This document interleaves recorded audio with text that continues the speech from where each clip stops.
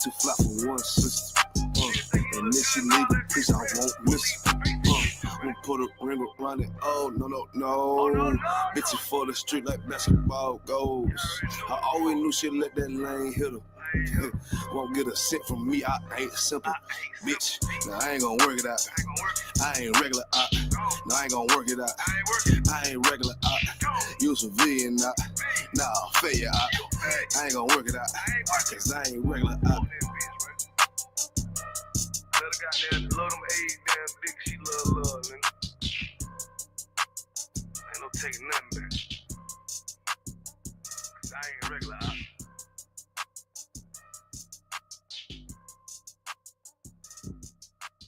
Backstation. JT on the track.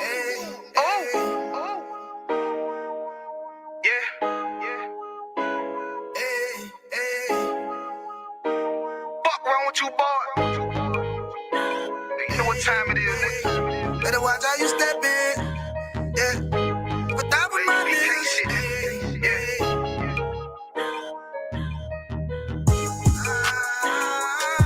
I'm in you. Got my nigga Rawan with me. But that was my niggas, it'll be an honor. You know what I'm saying? Under commanding General, your honor.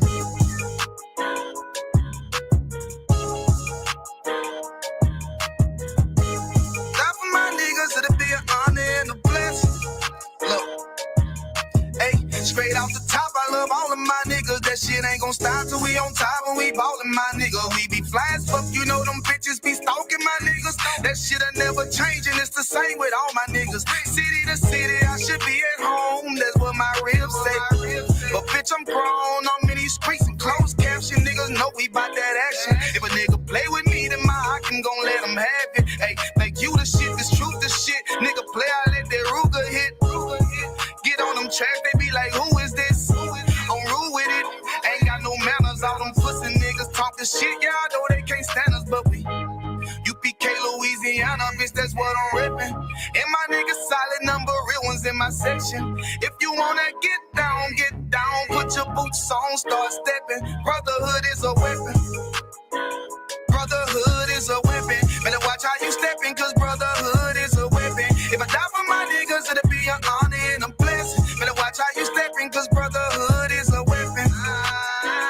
Brotherhood is a weapon. Better watch how you steppin', cause brotherhood is a weapon. If I die for my niggas, it'll be an honor and a blessing. Better watch how you steppin', cause brotherhood. I lay my life down right now for all my sisters and brothers, because I love them. I see them dapping, man, hug them. It's amazing to see how well we adapt from the struggle. Born again from a life of sin, trapped in the gutter. My mind frame was to kill my own kind. Feeling inferior, waking up ready to die. Run with them killers, so it's just a matter of time. For I take your life or let you take mine. That's when I realized the slaves killing slaves while the white man live to get old. We in them graves, and shit got me feeling played. I opened the Bible, went through them records, found out we was royalty, a nation to be respected. But in this world we rejected, we hated for our complexion. Still fighting to get accepted. We hear the truth and reject it, but love is getting corrected. And all my niggas correct me. The commandments, the foundation we erected. Brotherhood is a weapon. Brotherhood is a weapon. Better watch how you steppin', cause brotherhood is a weapon. If I die for my niggas, it'll be an honor and a blessing. Better watch how you steppin', cause brotherhood is a weapon. Brotherhood is a weapon. Better watch how you steppin', cause brotherhood is a weapon. If I die for my niggas, it'll be an honor and a blessing. Better watch how you steppin', cause brotherhood is a weapon. Hey, hey. Hey, hey.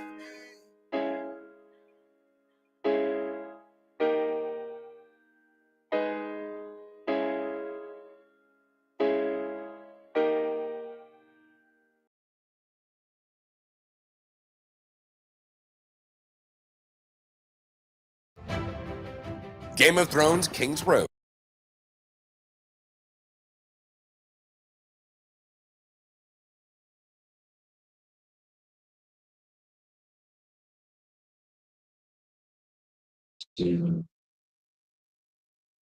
All right. Shalom, Israel. It's the ISUPK star out of 1 West, 125th Street, Harlem, New York.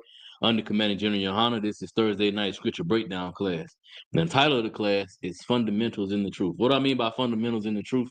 I mean the basic things, the most important things about calling yourself an Israelite and actually living the life of an Israelite. The flat out most important fundamental thing is living the truth. Not just saying you in the truth, not reading and studying and watching videos for the sake of being able to battle, but living the truth. Your own life, it's gonna sound real Christian what I'm finna say, but your own life is supposed to be your testimony. For real. When I give you the example of what it means to be in the truth, I'm not gonna tell you about nothing that I heard. I'm not gonna tell you about the things I will tell you about my brothers, you know what I'm saying, stories that they've told me, but I'm gonna give you real anecdotal proof about the truth. I made a statement before, I think it was last week or the week before last. The reason why people safe from being robbed anywhere near me is because I'm in the truth. 'Cause when I was in the world, I used to rob people. That was it. I ain't had no shame. I was kicking your door in. I was gonna steal from you, or I was gonna flat out rob you. It was gonna happen at some point. I wasn't trustworthy, you know. And it wasn't magic, me coming in the truth, just changing like that. It took me deciding that I wanted to serve the Most High, that I was able to fight that demon and put that off. You know, some brother demon is violence. You know, Captain Debar Moff was out there at the street situation with the brother came up missing outside of his house, and he was talking about that later on that night. He had posted another live. He was talking about uh he was outside of the school out there in Milwaukee, talking about how his demon was violence, committing violence, solving all his problems with violence. You know what I'm saying? But on a fundamental level, we all have the same problem, and we all are looking for the same solution. That solution is the truth. The problem is fighting the demons, right? But before we get into any of that, right, I want to tell y'all, firstly, if you got any questions, put them in the chat. Anybody in the room got any questions before I go into my story about what happened today?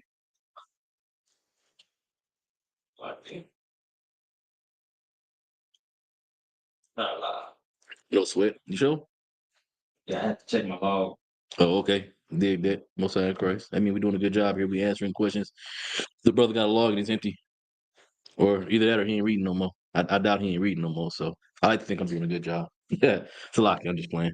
But no. So let me tell y'all what happened today, right? So I work my new slavery. I work for Jorgensen, right? It's a road work. We do road work, signs, um, highway maintenance. We run the sweeper at nighttime.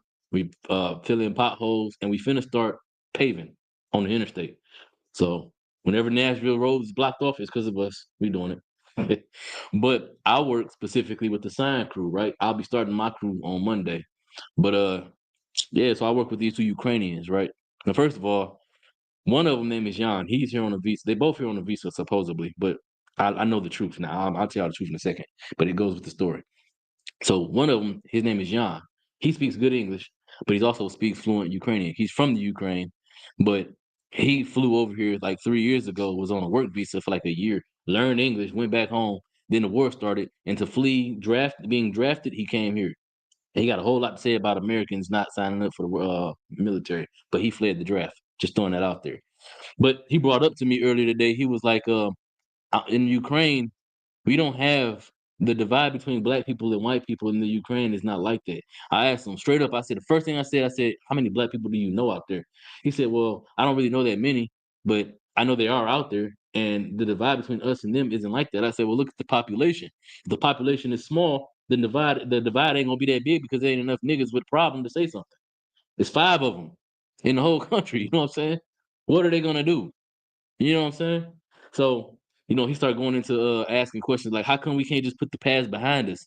Why come the past gets brought up so much here in America? I know he's like, I know it's a big deal that America had y'all ancestors in slavery, but why does it keep getting brought up? Why don't y'all let it go? I said, how could you expect us to let it go? That's like me telling you to let go of the fact that whoever you know over there in Ukraine is getting bombed right now is getting bombed. That's like you telling me that we shouldn't care about what's going on to your people right now. He said it's different because they're in full blown war. Y'all weren't at war. I said we are at war. The white man's hubris it forces him to be blind to the truth that there are people that are being oppressed that he can't understand. And I didn't think about it that way. That other people in other countries, other white people in other countries, don't fully understand the scale the way that white people here do of how we've been oppressed. They can't understand it because they weren't here. They don't know. All they know is what they see on movies from what I've been told today. You know what I'm saying? So from their perspective, niggas is complaining about nothing. He literally said this to me. He said the government is giving y'all food stamps, Section 8, WIC, Families First, and all of this government assistance. He said they're making reparations to you every day. And I straight up asked him, I said, do you know how many black people get unalived at the hands of white people and white people get off? White people don't go to jail.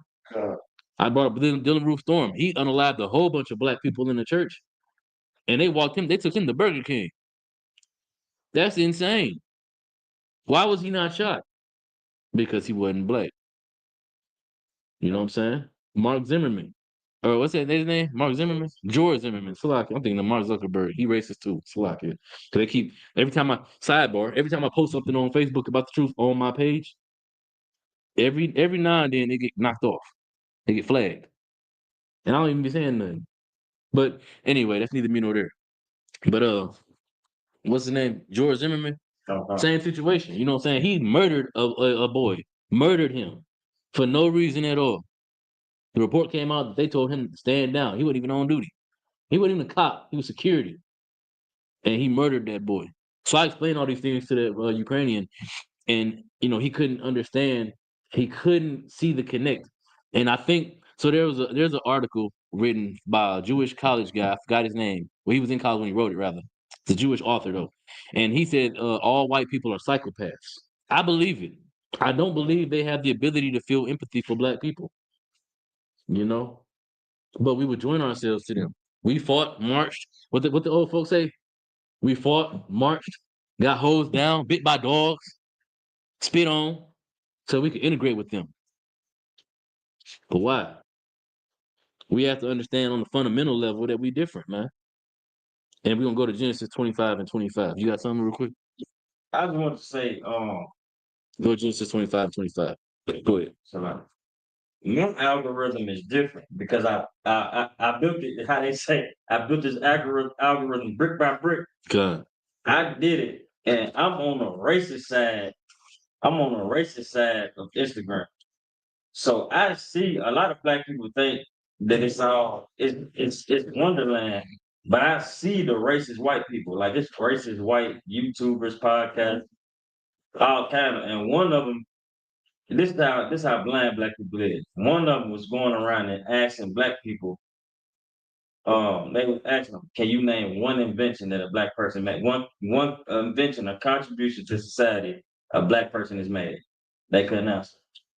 He was asking them. He was asking them all kind of questions. Another one went kind of hard on this black on younger black dudes. He was like, "We fought and died for you. The Union did it," and not knowing that Abraham Lincoln said if they could have saved the Union without freeing the slaves, they would have would. done it. Mm-hmm. It's like we blind to the fact that they literally are racist. They act like we crazy when we say something though. Exactly. And that's the same thing that the Ukrainian was saying to me today. He was like, why do y'all keep bringing it up? Why don't y'all let it go? How can we come together? We're not supposed to come together. Read Genesis 25 and 24. Yeah, we're not supposed to come together. Oh, Salaki, sisters, if y'all have any questions, let me know. The book of Genesis, chapter 25 and verse 24. Mm-hmm. And when her days to be delivered were fulfilled, behold, there were twins in her womb. So there was twins in Rebecca's womb, right? She was Rebecca? Yeah, Rebecca's womb. She was pregnant with Isaac and Jacob, right? Keep going. Verse 25. And the first came out red, all over like in hairy garment. The first came out red. Now, why is it chronicling the fact that he came out red? And the whole up to this point in the Bible, he never described what nobody looked like. This is the birth of the first. Oh, go ahead, sis. I was gonna ask you a question. Go ahead, answer it. Exactly. It's the birth of the first white man. He's red and all hairy. Now, why was he red? Why he come out red like a garment? You ever seen a white baby born? A white baby be born? They come out crying and screaming and all that tension, that tenseness, they turn red. They literally born like little red ball. You feel me? Like red pile of mush. Meat sack. Go ahead. All over like in hairy garment. They hairy as hell. Keep going. And they call his name Esau. Y'all know what the word Esau means?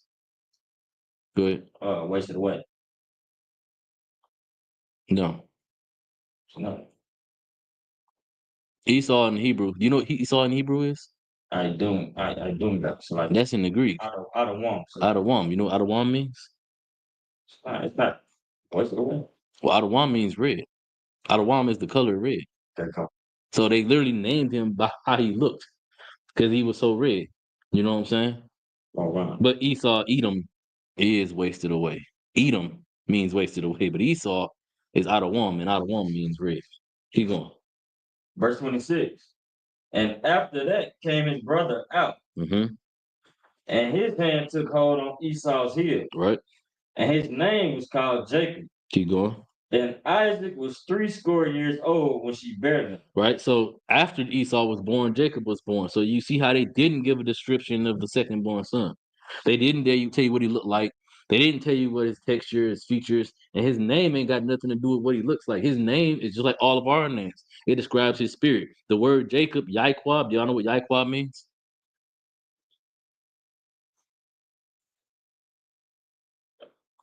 The word Yaiquab means supplanter. His name gave prophecy to what he was going to do. You know what the word supplant means? What it means to supplant? Y'all know? Get the definition of it for him. Because that's what he did. That is what he ended up doing. You know what I'm saying? But that's why his name, the Lord made sure that the names of the children fit. So you got Esau, who is just red, known for being red. That's it. That's all there is to him. And then you have Jacob, who's a supplanter. We're gonna get the definition of the word supplanter or supplant. Go ahead. Definition of supplant: to supersede and replace. He superseded. Oh, is that it? Come on. He superseded and replaced Esau in the position of the birthright. Now Esau sold it, but even if he hadn't, the Lord already had it planned and worked out that Jacob was going to take hold of the world, take hold of the promise. I mean, it wasn't for Esau. It was never meant for Esau. The seed was supposed to go through Jacob, not Esau, right? So we know, of course, that he sold his birthright for that red meat. But later on, Rebecca, even if he didn't do that, Rebecca still come up with a plan because the angel of the Lord went and told her that this was going to happen. So the Lord did. Rebecca didn't know that Esau had done that thing, sold his birthright for some meat. There was just some shit, some stuff amongst children. But when it was time for Isaac to die and pass the blessing on, then he passed it on to Jacob. She made sure that she disguised Jacob to be able to receive that blessing. Why? Because the Lord made him do it, made her do it. He sent the angel to do it. But I say all that to say that there's a difference between us and them. Right? Go to verse 23. Verse 23. And the Lord said unto her, 2 nations are in thy womb. 2 different nations was in this woman's womb. 2 different, keep going. And 2 manner of people shall be separated from thy bowels. 2 different people. So when that devil asked me, he was like, how come we can't how we supposed to come together if we so focused on the past and focus on what the wrongs that the white people in America did to you guys? We're not supposed to come together. That's when the fall of black people happened. When we decided we was going to join to them. That's when the fall of the Native Indian Hispanics happened. When they decided they was going to join to those conquistadors and people that got off them boats. They should have killed everybody on them boats, but instead they had compassion and joined themselves to them, thinking everything was going to be okay. And look what happened. Now they on the reserve, on the res, and it's only a handful of tribes left, and the rest of them, they alcoholics, or they got shipped off to Europe to be slaves in Spain. You know what I'm saying? But yeah, I just wanted to give y'all that anecdotal evidence that we supposed to be different, separate from them, because earlier today that was my experience, right? These Ukrainians, they can come over here and they can ask me questions about why we can't be together. How are we supposed to move together in the forward together in the future? We ain't supposed to, damn it. I don't need to be around you. My job, I even said it to him. I said, I don't believe in integration. I believe that my people are supposed to work and take care of my people, fix my community and fix my people, and then we come and do business with you. That's it. I come here to get work done and make money, and then I go back to my family, go back to my people and fix my problems. And he asked me a question, well, what is your people? How come we aren't all each other's people? I said, because there's a difference between me and you. There's a difference fundamentally between how I'm treated, how you're treated. There's a difference fundamentally between my culture and your culture. The God I serve and the God that you serve. We are completely different. We can't be the same people. There ain't no way. We don't think the same.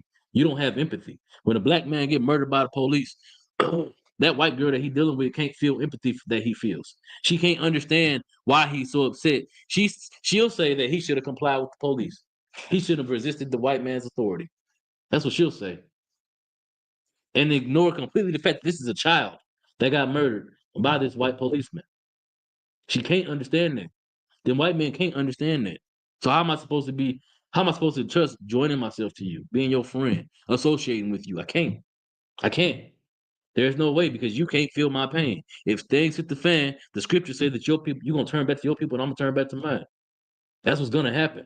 So right now you might be joining my hand right now. But what happened later on down the line when things get rough and you gotta make a choice? You gonna choose me? No. So it's best for us in the truth, especially to protect ourselves and keep ourselves away from them, man, as much as possible. Now, I'm not saying don't do business with them. I'm not saying be an asshole at your slavery, because we in slavery. You got to work. Christ said, occupy until I return. So we got to work and make money, but leave it at that. So if you experience what I experienced today, put them in their place. Let them know. Don't ever let them think that it's sweet, because it ain't. Once you let them think it's sweet, they're going to come in, they're going to start acting weird, doing weird stuff. Sidebar. I was on Facebook arguing with a devil. I'm super, super deep in the comics. So I be in there debating about comic book characters and stuff, who can beat who. And we having like a good conversation. Me and this one guy, his brother. And then this devil come in there and he start talking about he starts saying a whole bunch of homosexual things. Like you know how white people get excited and they say a bunch of gay stuff. You know what I'm saying? That's how he was getting. So I was like, I'm not talking to you, dog. You know.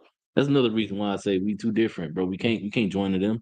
Because they do stuff like that. I work in construction. There's a lot of homosexual gestures and jokes in construction. I can't deal with it. I don't deal with it and I won't. All right. You had something? A lot. Okay. All right. So let's do this Genesis breakdown real quick. Again, before I get into it, does anybody have any questions? We're going to break down Genesis. We're going to try to get as far into it as possible. It's kind of a long breakdown, but I'm going to make it relatively quick, but I'm gonna try to give y'all the precepts to help y'all understand. Because a lot of people will read this as if it's a novel, and they'll read it and they'll picture it in their head. This is a garden with trees and a snake and two naked white people. It's a lot here. All right, so let's go ahead. Let's read Genesis chapter 1 and verse 1. And if y'all got any questions in the chat, feel free to post them and I'll answer them. Go ahead. The book of Genesis, chapter 1 and verse 1. In the beginning, God created the heaven and the earth. Right. In the beginning, it says in the beginning, God created the heaven and earth. Like I said, the average person would read this in a literal sense as like a novel. In their mind, they're picturing blank nothingness and then boom, their stuff. But they don't consider what the text is actually saying. In the English, it just says, in the beginning, God created the heaven and the earth.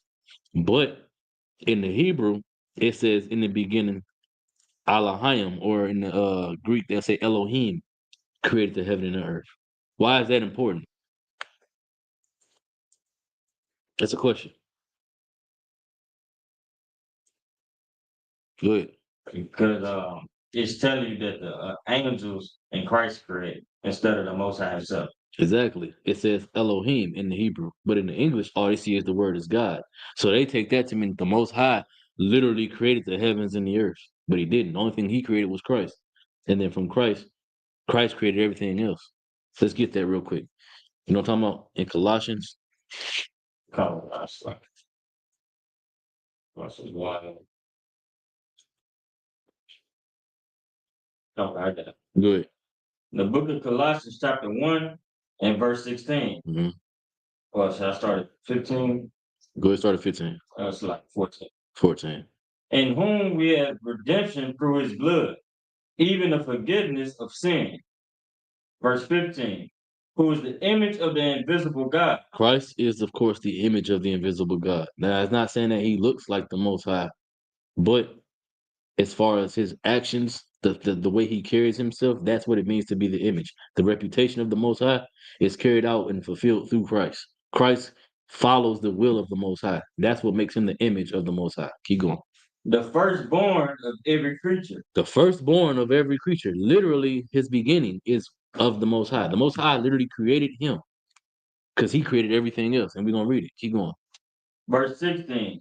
For by him were all things created. You see, he was the firstborn of every creature, but by him were all things created. So when we read back in Genesis chapter 1 and verse 1, it says, in the beginning, God created the heaven and earth. The God right there ultimately starts with Christ. It doesn't start with the Most High, because the Most High didn't create the heaven and earth. He created Christ, and Christ created everything. Read it again.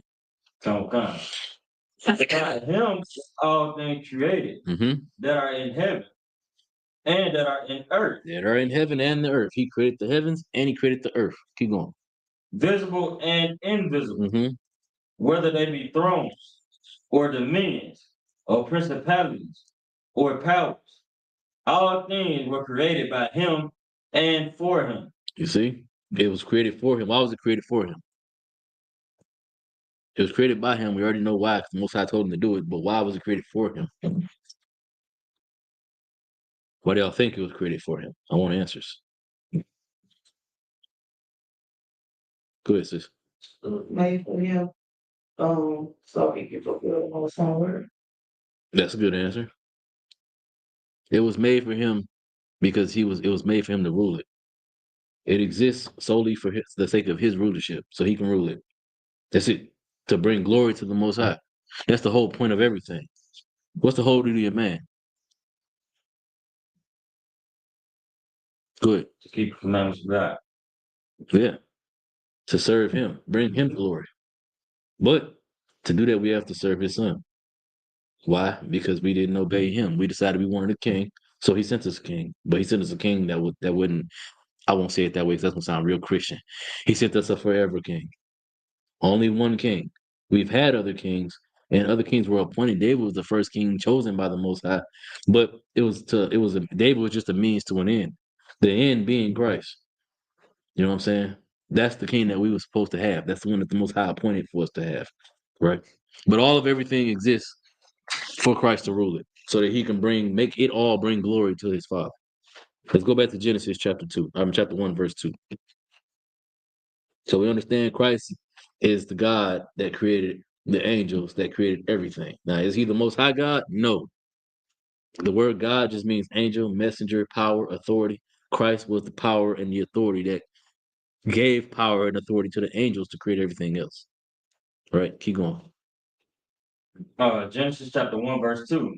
And the earth was without form and void, Mm-hmm. and darkness was upon the face of the deep. Right. And the Spirit of God moved upon the face of the waters. Keep going. And God said, let there be light. And there was light. And God saw the light that it was good. Now, what is this like? Good. The earth's core. There you go. How do you know that? The light is as in light, like a light. If you think of a lighter, it's the fire inside of the earth. Good job. Okay, I see you. Studied and stuff. Go ahead. Keep going. No problem. But that is what the light is exactly, though. You know what I'm saying? It's like I said in the previous verse. It said, "And the earth was void and without form." If the earth has no form, it's in its very elemental state. All of the things that compose the earth, that make the earth up, are just there. They exist. Remember, Christ created the heavens and the earth. He created those things. They exist, but they're just there. They're just stuff. But then Most High said, "Let there be light," or Christ like it. Then it says, God said, "Let there be light." So there was light there. And then that light pulled everything in and created the planet. It created the world. But before that, it was just stuff. And when it talks about the waters, dang. See, that's why Genesis really is deep. Like even just this first couple verses. So verse 2, we got to talk about the void and the darkness and the deep, right? So what is the deep? When it says deep, it's talking about the waters, right? What is the waters? Good. Space. It's the space, literally the sky. Why do we know that? How do we know that? The deep, I mean, it's just like if you compare the deep, well, how we use it, it's the water. You know what I'm saying? It's the deep waters. But how do we know that the water is space? Because it's void. The earth is still void and without How do we know it's not just empty vastness that science tells you? How do we know that it's actually space though? that's what surrounds the earth. I'm gonna give it to you. So in the Hebrew, where it says the waters is Ha Mayim. Oh yeah, come on. So, but we know, of course, like you said, it's space, it's the sky. The word Mayim, it can be literal water, it can be the sky above your head, or it can be space above the space between the earth and the firmament, the space, right? Go ahead, you had a question? So like Rock Bar said, Salaki, sir. So with that light, what makes up gravity? That light has yes. In the basic, to make it simple, yes. Make it plain, yes. That light, without that light, all the elements were just floating around, just floating aimlessly. But then the light was formed, and then that's what created the core. That core had gravity, and it pulled all the forces together. So I would attribute that light, the gravity to that light. That light is what forced all the elements to come together. It formed the core, and then all the elements came to it and created the planet. So yeah, kind of good. Salaki. So high mayim is space. Hamayim is the waters, literally the waters. Okay. So Shemayim is Heaven. okay. That's the heaven where the Most High is? Mm-hmm. Okay. Okay. Kind. But Mayim, it represents space. Hold on. It says the face of the waters. So technically, no, this is Shemayim. It's the same thing though. It's space.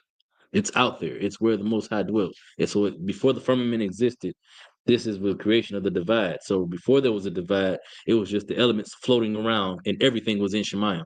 Everything was in the fourth dimension, right?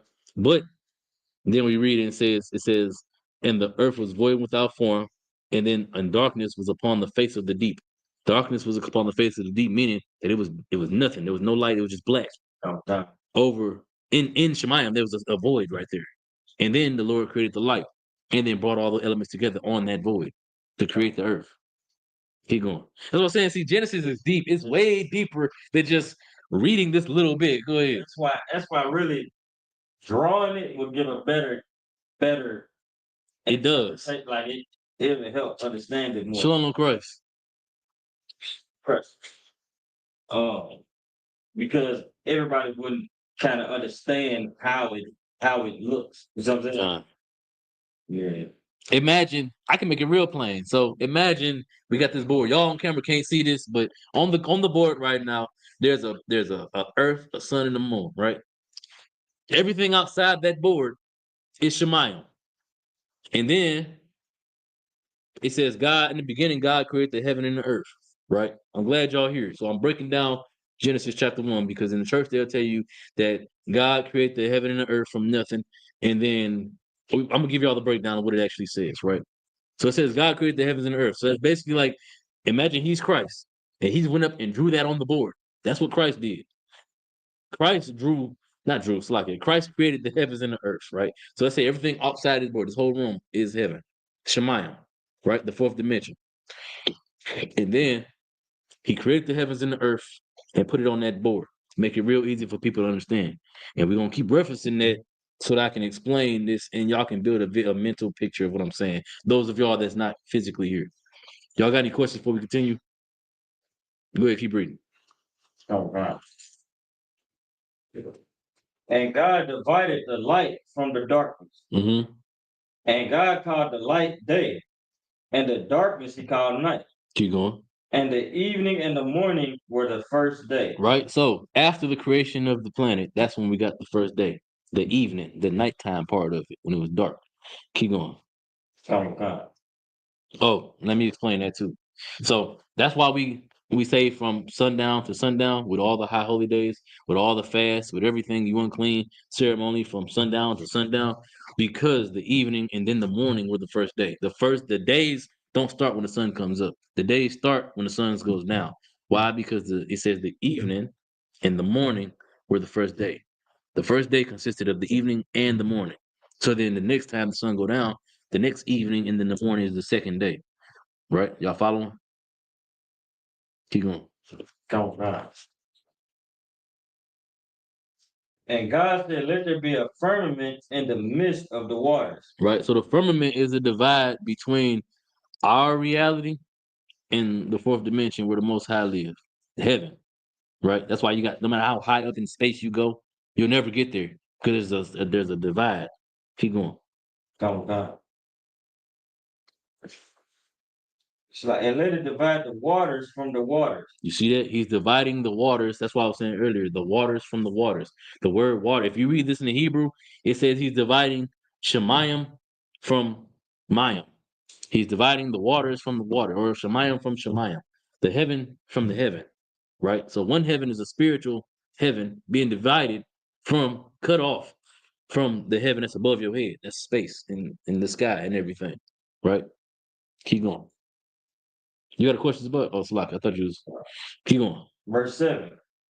And God made the firmament and divided the waters which were under the firmament from the waters which were above the firmament. You see, so now you got the division between heaven and space. No matter how high up you go, you'll never make it to the Most High, to His realm, because there's a firmament there. It makes the divide between these two realms. Keep going.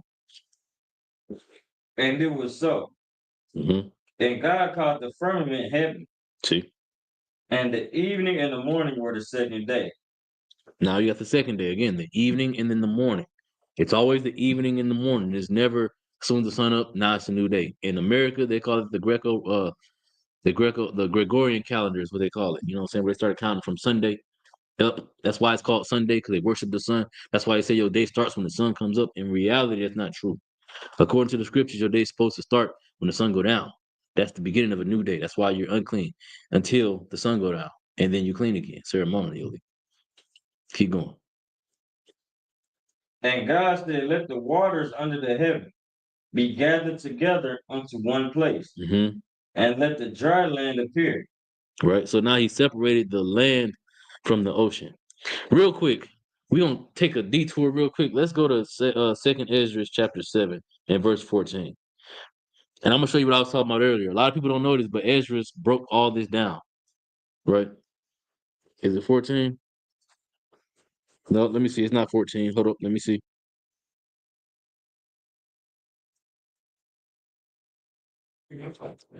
Uh,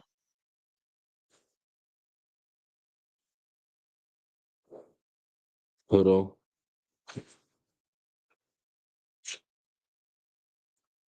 Okay, hold up. Let me look for it. It is Second Ezra, but I can't remember exactly where.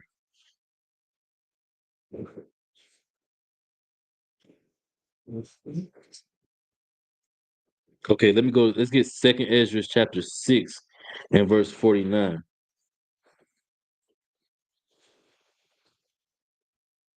Nope, we can go before then. Yeah, way before then. This is a chapter I was looking for. My bad. I was in 7. My bad. All right, let's get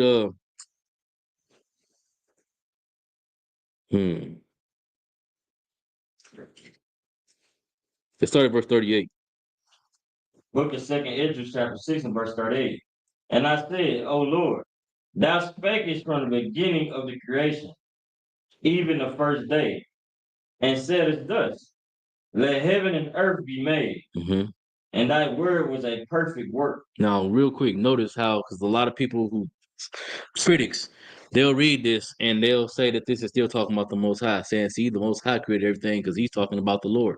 But if you read it, it says, "Oh Lord," as in Adawan. That in the Hebrew, that word Lord right there is not the tetragrammaton. It's literally the word Adawan, means master. You know what I'm saying? So he's talking to a representative of the Spirit of Christ. Saying, read it again. And I said, O Lord, thou spakest from the beginning of the creation, Mm-hmm. even the first day, and saidest thus, let heaven and earth be made, and thy word was a perfect work. Keep going. And then was the spirit and darkness and silence were on every side. So there was darkness, the Spirit, darkness, and silence was everywhere. Keep going. The sound of a man's voice was not yet formed. Nothing was formed. Keep going. Then commandest thou a fair light to come forth of thy treasures, Mm-hmm. that thy work might appear. You see? So now we got the reading, we got Ezra's chronicling what happened in Genesis, the beginning of all creation, starting with Christ, starting with the Most High commissioning for the earth core to be formed. It come out from his treasures. Imagine you got a brother standing here. He got the magic satchel, right? Y'all know what the magic satchel is? We don't get into the magic satchel, but he got the magic satchel, right? And then he just reached back and he pulls out this glowing orb of light. That's literally what we're describing here, right? And he said that all of it's gonna come together on this one thing. Read it again. Come. And then was this slide. And then was the spirit and darkness and silence were on every side. Mhm. The sound of a man's voice was not yet formed. hmm Then commanded thou a fair light to come forth of thy creatures, Treasures, slide, treasures, that thy work might appear. right? So the work appearing is literally he brought forth this light, and then all the work appeared onto the light. It appeared onto the light. So the brother asked about gravity. That's what made me think about this scripture. It's because that's what literally what the verse is describing. He pulled it out, and then all the elements that was floating appeared onto this light, right? That's how we know it's the earth's core. Keep going. Upon the second day, thou madest the spirit of the firmament. Hold that. Let's go back to Genesis chapter 1. No, we're on the second day, right? Keep reading. My bad. Slocky, keep reading. And commanded it to part asunder, hmm and to make a division betwixt the waters. Right. So now we're getting again the description of the separation between the waters and the waters, the heavens and the heavens above our heads. Right. Keep going. That the one part might go up, and the other remain beneath. And the beneath obviously means beneath the barrier between the Most High's realm and physical space. Keep going. Upon the third day, thou didst command that the waters should be gathered in the seventh part of the earth. hmm 6 parts hast thou dried up, and kept them, to the intent that of these some being planted of God, and till might serve thee. What is that saying? Well, that's talking about eventually there's going to be a creation of creatures that are going to dig up earth. So the Most High he's separating all of the ocean from the patch of earth that he's going to leave bare. Right. Now let's go back to Genesis from that point, because now that I like Ezra's because it jumps forward fast. You get whole days worth of breakdown instantly. But let's go back to Genesis chapter 1, because I gotta give y'all the full Genesis breakdown. You know what I'm saying? We in verse 16. Slakia, 14. Genesis chapter 1 and verse 14. And God said, Go ahead. let there be lights in the firmament of the heaven. So now you got the creation of 2 lights in the firmament.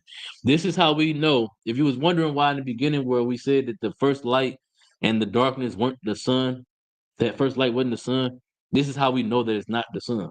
Keep reading. To divide the day from the night. He created 1 light to divide the day and 1 light to divide the night. Right? Keep going. And let them be for signs, Mm-hmm. and for seasons, and for days and years. So he's talking about literal sun and moon here. We're supposed to monitor the sun and the moon for signs, seasons, years, everything. Keep going. And let them be for lights in the firmament of the heaven to give light upon the earth. Mm-hmm. And it was so. You see, that's how we know that it's the sun and moon too. Because that's literally physically what they do. They give us light. Without the moon, it'd be black at night. Even in the woods, when the trees is out and they covering the light, you can't see your hand in front of your face because of the trees. If the trees wasn't there, you'd be able to see your hand in front of your face. Why? Because the moon gives us light as well at night. Keep going.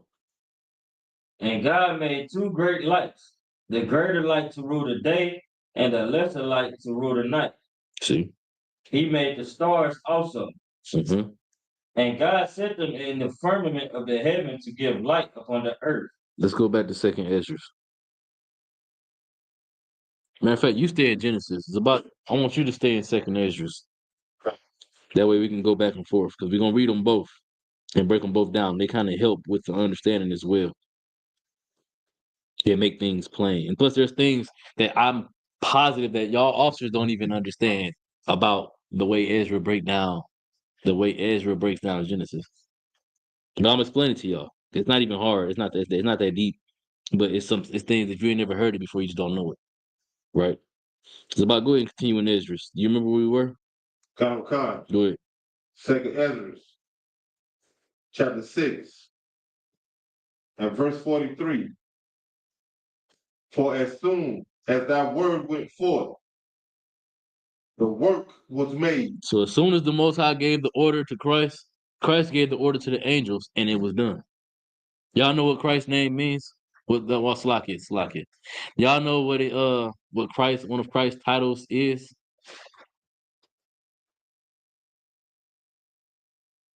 No? Good. It's like a savior. I mean, yes, of course, but no. One of his titles is the so be it. When you pray in the Christian church and they say amen at the end, when we pray here, we say Sawada Aman. We're saying in the name of Christ, so be it. Because Christ is the so be it. There's a precept on that as well. There's a precept where he's called the so be it. Let me look for it. Hold on real quick.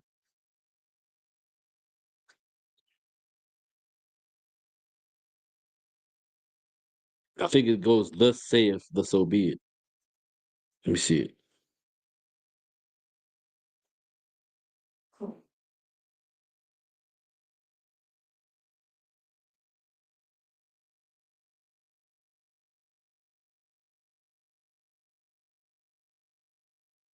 I'm gonna have to find it.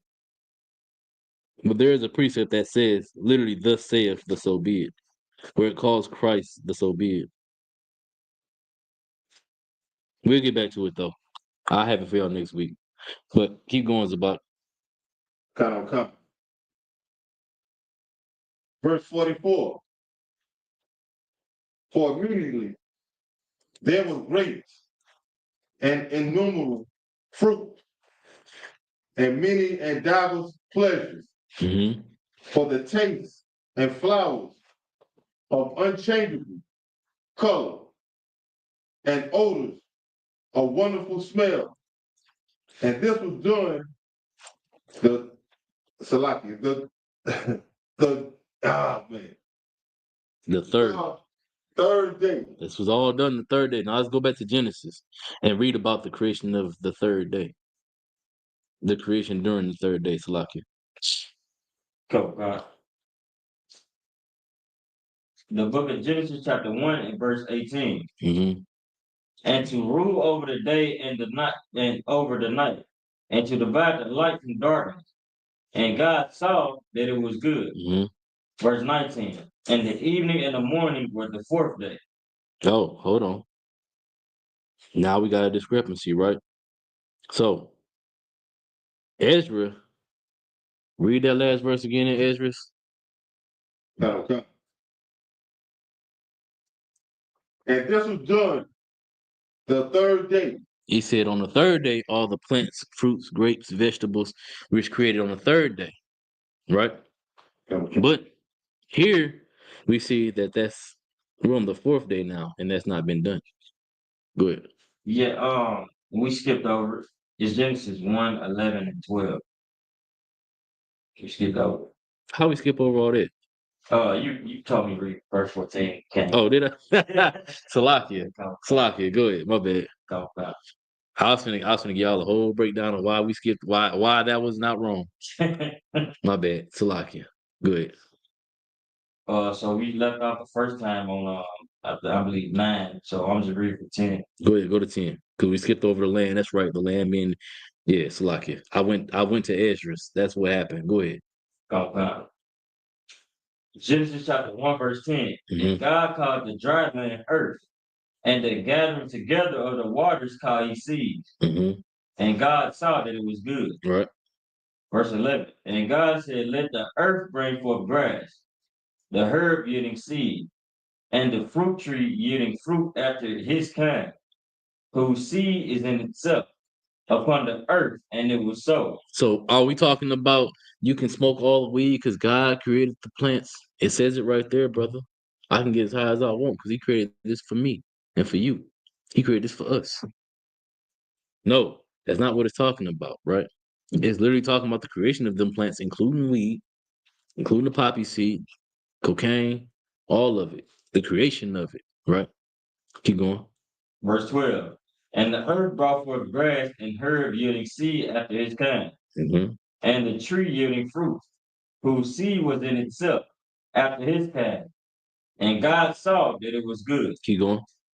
And the evening and the morning were the third day. Now you got the third day. All this was done in the third day. The same way Ezra said, right? Let's jump back to the book of Ezra and keep reading. Okay. Second Ezra, chapter 6, and verse 45. Right.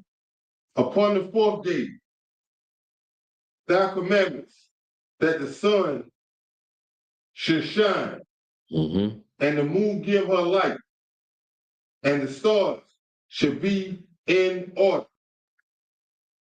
Verse 46. And gave them a charge to do service unto man that was to be made. Right. So now we got the charge of the sun, the moon, right? Now let's read it in the Genesis. It's gonna give more detail. Oh gosh. I promise y'all it gets much more interesting the further we get in Genesis, but we got to go through this fundamental stuff because there's a lot of deeper things. I have to destroy the Christian understanding of Genesis for y'all because they'll have you believe that in the beginning God created the heavens and the earth, and then Adam was created on the set on I don't even know what day they say Adam was created on, and he was the first man. He created him from mud and just like blew into his he created a nose and then blew into that nose and gave him life. Come on, man. Come on, man. Let's read, see what it say. All right, you want me to reread the moon? Yeah. All right. Tell him. Verse 14. And God said, let there be lights in the firmament of the heaven to divide the day from the night. Jump to 18. Okay. Verse 18. And to rule over the day and over the night. So again, Ezra spoke about the charge that the sun and the moon had. The sun was to be to give us, I'm sorry, the sun and the moon was to be observed for a sign to monitor the time, the seasons, coming high holy days, everything, right? We don't worship these celestial bodies, but the heathen do. How do we know that? Go ahead. Because like if I may, because they have the astrology Mm-hmm. thing that they post and The zodiacs and all that. Like, Oh, Clark, you won't say that? I was gonna say zodiacs and like how they do when the solar eclipse be happening. Like they Mhm. go get all the glasses and all that stuff. All that weird stuff. Now, where is that in the Bible? But What you just described, all of what you just described, what it's about, just describe. Where is that in the Bible? like not to do it. Yeah. Jeremiah 2 and Jeremiah. Hold on, I got it. You close. Yeah. Jeremiah 10 and 2. Give him a hand. What's that? Right. That's called scholarship. That's what happens when you read. Then it just comes to you. You know what I'm saying? That's that. Go ahead and read it when you got it. Because that's exactly what I'm talking about, right? The heathen, outside of the heathen, there's a group of brothers out here that call themselves Israelites that think they know what they're doing. These niggas, they worship. They have a whole invented, man-made invention of a high holy day. They call it the new moon, the feast of the new moon. What they call it? The feast. They worship the new moon. Read that verse. 10 and 2. All right, just Jeremiah 10 and 2. This saith the Lord, learn not the ways of the heathen, Mm-hmm. and be not dismayed at the signs of heaven. Don't be amazed and shocked and put off by the signs in heaven. Keep going.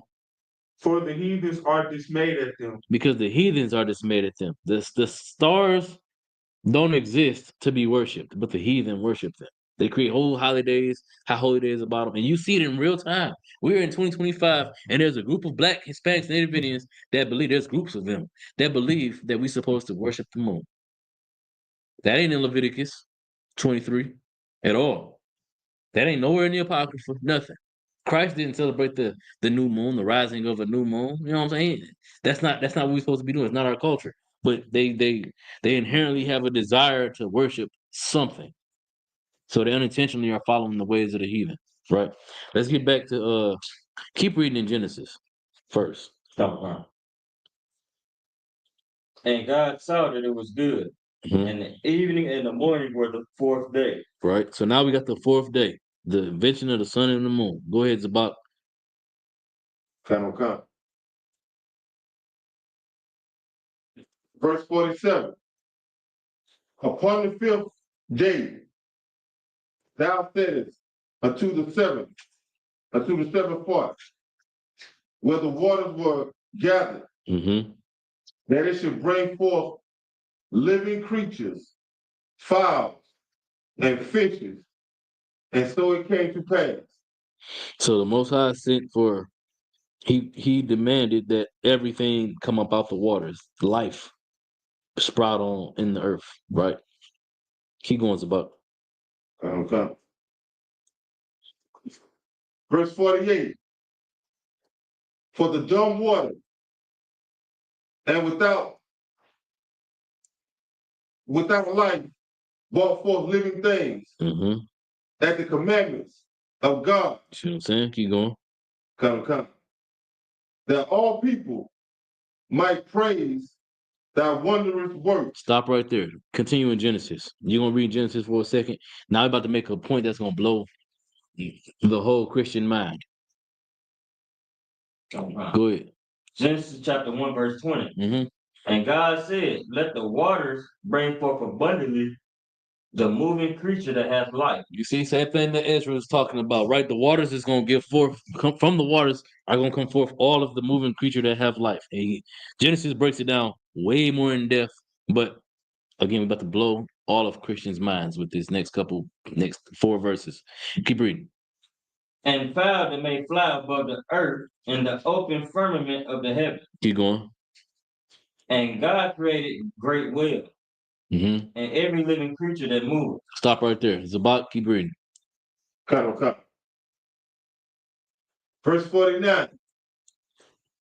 Then God ordained 2 living creatures, the one that thou callest Enoch and the other Leviathan. So now Ezra is talking about the creation of Enoch and Leviathan. Who is Enoch? What is Enoch? Who are they? Who or what is Enoch? Take a guess. Anybody. I don't expect y'all to know. I told y'all we're gonna get into some stuff that you just aren't gonna know because I don't know that anybody's ever even covered this in school. I know they have at some point. I'm saying that it ain't happened in Nashville since I've been here. Who is Enoch or what is Enoch? What? Keep reading, Kanakia. I'm gonna give y'all what Enoch is. Keep reading. Start over in that last verse where it talks about the whales. And God created great whales and every living creature that moved. Stop there. Zabak, read that verse again. Verse 49. Come. Verse 49. Then didst thou ordain 2 living creatures, Mm-hmm. the one thou calledest Enoch and the other Leviathan. Now, real quick, it says 2 living creatures, right? Is this literally 2 creatures?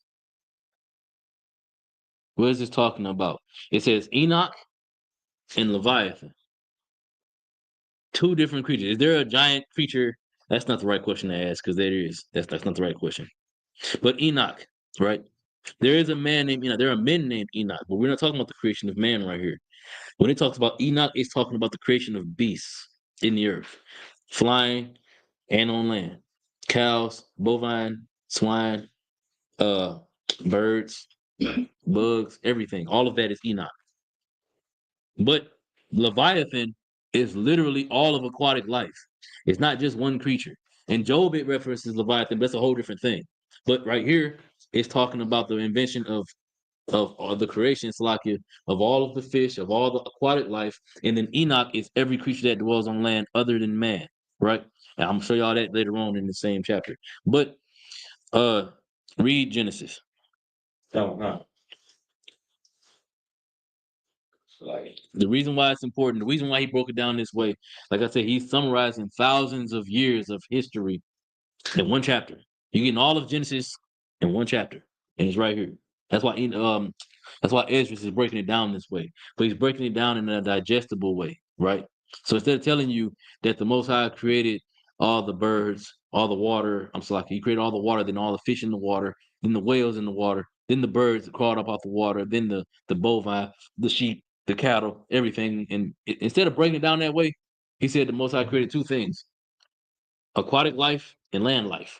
When he says two creatures, he's literally talking about aquatic life and land life. He's talking about, this is science we're getting into now, right? Uh, in the Apocrypha. Keep going. Which the waters brought forth abundantly after their kind, hmm and every winged fowl after his kind. Right. All of these creatures come from the water, just like Enoch or Salaki, just like Ezra said. Keep going. And God saw that it was good. hmm And God blessed them, saying, Be fruitful and multiply. Stop right there. It's about keep reading. Come. Verse 50. And did it separate the one from the other. So the Most High had all these creatures created, then he separated them. That's how you know it's aquatic life and land life. We're gonna read about it. Keep going. Come. For the second part, where the water was gathered together, might not hold them both. They couldn't both be in the water, so he had to separate all of life from. He had to make a divide. You got life in the water and then life on land. They couldn't stay together. There wasn't enough space. Keep going. Verse 51. Come. Verse 51. Unto Enoch, thou gavest one part, which was dried up. You see? The It's like, third day. you see? So now we're reading about that third day where the land was dried up, separated from the waters. We're reading about who got possession of that, all of the life that got sent on land. Enoch, right? It's talking about all of non-aquatic life. Keep going. Come. That he should dwell in the same part, wherein are 1,000 hills. hmm Verse 52. But unto Leviathan, thou gavest the seventh part, namely, the moist, and hast kept him to be devoured, of whom thou will and win. Right. So they made it to where the Most High separated the aquatic life from the land life, and the land life we hunt the aquatic life, eat the aquatic life. Of course, you got like sharks and stuff that eat birds, but generally speaking, every creature on land is eating some type of fish. Every type of carnivore, if it has the way to get to it, it will. You even got some like big cats, like jaguars. They'll just flat out jump in the water and hunt. You know what I'm saying? So this is more science in the Bible, right? Let's go back to Genesis. Oh wait, hold on. Finish there. Keep going. Come. Verse 52. For unto Leviathan, thou gavest the seventh part, namely, Salah. Verse 53. There you go. Upon the sixth day, Stop there. Keep reading Genesis. Remember, we at the sixth day. Come. And fill the waters in the seas, and let fowl multiply in the earth. Right. Genesis 1:23. And the evening and the morning were the fifth day. So we got the end of the fifth day in Genesis, right? Now remember, Zabak read that we're on the sixth day. Keep reading. Come. And God said, Let the earth bring forth a living creature after his kind, Keep going. cattle and creeping things, That's everything I just explained that Ezra was talking about, the separation between the land life and the aquatic life. Keep going. and beasts of the earth after his kind. Mm-hmm. And it was so. And God made the beasts of the earth after his kind, Keep going. and cattle after their kind, Right. and everything that creepeth upon the earth after his kind. Keep going. And God saw that it was good. Keep going. Come. Verse 26. And God said, Let us make man in our image. Stop right there. Zabak, read that verse again. Come. Second Ezra, chapter 6, 53. and verse 53. Upon the sixth day, thou gavest commandments unto the earth, Mm-hmm. that before thee it should bring forth beasts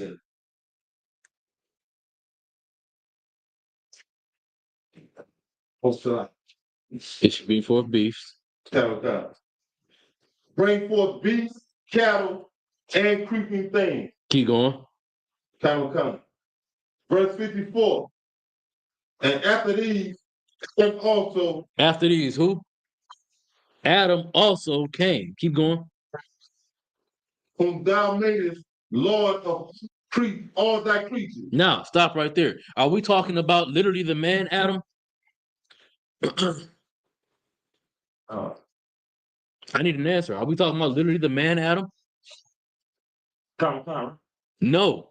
It's like, How do you know we're not talking about literally the man Adam? Read where you are. I got it. Read where you at. And God said, let us make man in our image. Make who? Man in our What does the word Adam mean? It literally means man. All of mankind. The man Adam is not the first man ever created in the earth, right? It is saying all of mankind was created right after the beast. Read it again. God. And God said, let us make man in our image, after our likeness, Keep going. and let them have dominion over the fish of the sea. Zabak, read that verse again. Oh, hold on. Wait. Finish what you read. Come. Oh, the fish of the sea. And over the fowl of the air, Right. and over the cattle. Zabak, read what you just read. Cattle come. Second Ezra chapter 6, verse 54. And after these, Adam also, whom thou madest Lord of all thy creatures. Stop right there. In Genesis, it said that man was created to be Lord over all thy creatures, of all the fish, of all the cattle, of all the birds, of all the creeping things in the earth. In Genesis, that's how we know that Adam, the man, wasn't the first thing created. The scriptures tell us right here that Adam is talking about all of mankind. It wasn't one single man. All of mankind was created. Right? Keep going, Zabak. Cattle come. So, Good. and after these, Adam also, whom thou madest Lord of all thy creatures. Of him come we all, Mm-hmm. and the people also whom thou hast chosen. Now, if you just read that right there and don't read nothing else, now it sounds like we're talking about the man Adam, right? But we're not. But we are. Y'all understand why we are, but we're not? According to what he read, we're not going to continue in Genesis. I'm going to explain this to y'all real quick. Then we're going to read what I'm saying. According to what he read, we're still talking about the creation of all mankind, right? But according to what he just read, we all come from this Adam. Both are true at the same time. Because all Adam, the man, comes from this tribe of people who we don't know the name of. But Ezra refers to them as Adam. They're the people, the tribe of Adam, is what Ezra refers to them as, right? So we all do come from Adam, but Adam is not the first man created. But the whole tribe is named after him. Why? Because he's the most important person, not the whole damn tribe. No one else, none of the rest of the people matter. No one else on earth mattered except for him. And then later on, Eve mattered. And then the serpent mattered because of the plot. You know what I'm saying? Keep reading what you got now. Go. You're gonna read all the way into the chapter 2, I mean. Oh, we don't talk about the weed. Keep going. Go ahead. And over all the earth, and over every creeping thing that creepeth upon the earth. Right. So God created man in his own image. Mm-hmm. In the image of God created he him. Right. Male and female created he them. That's how we know that this ain't the Most High creating one man named Adam. This is how we know that he's creating all of mankind. Because this is still the sixth day. And he's created male and female already. They already exist in a boom of people. It ain't just one or two people, it's a whole people. There are people being created. Go ahead. So like the day is 1,000 years if they don't know that. Get that precept. Okay. Hold Second it. Peter chapter 3. It's the book of 2 Peter chapter 3 and verse 8. Mm-hmm. But beloved, be not ignorant of this one thing, that one day is with the Lord as 1,000 years. All right. So what we're seeing is day 1, day 2, day 3. This is potentially thousands of years passing. Right. The Lord don't deal in absolutes. It's just a long period of time. It's 1,000 years. It's on a long period of time. Right. The Lord don't deal in absolutes. But this is the showing that the creation of people happened thousands of years before the creation of Adam himself. Keep reading. And 1,000 years is one day. Mm-hmm. That's it on that. Keep What going. was that precept? Oh, Salaki, what was the precept? 2 Peter chapter 3, verse 8. Go back to Genesis, verse 25. The book of Genesis chapter 1 and verse 25. Mm-hmm. So like we was in verse 28, starting 28. Oh, my bad. Salaki, go ahead. And God blessed them, and God said unto them, be fruitful and multiply, Right? and replenish the earth. This is why it says, from Adam come we all. Read that verse again. It's about Come.